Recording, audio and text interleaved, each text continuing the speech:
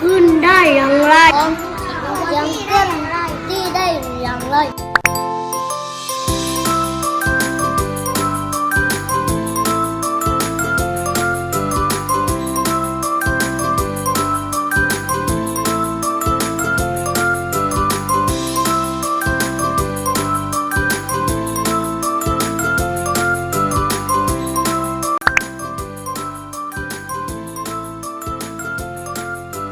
อุปกรณ์ที่ใช้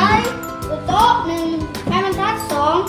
ดินสอสามสี่ทองน้ำห้าลูกเต้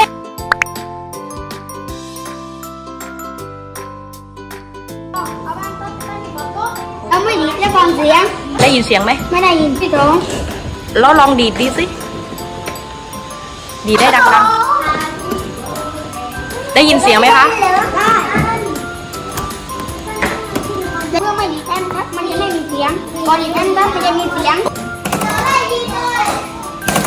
เราจะมาทำการทดลองต้นที่ของเสียงกันนะครับวิ่งวงกลมมันเป็นวงกลมอย่างนี้เลย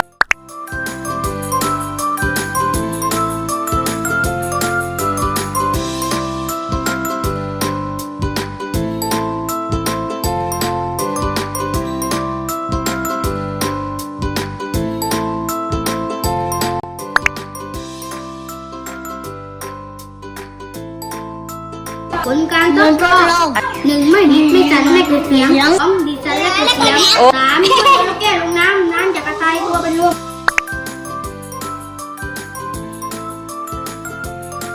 สรุปบนการทดลองการเกิดจากกระเทือนยังเคลื่อนที่ได้ทุกทิศทาง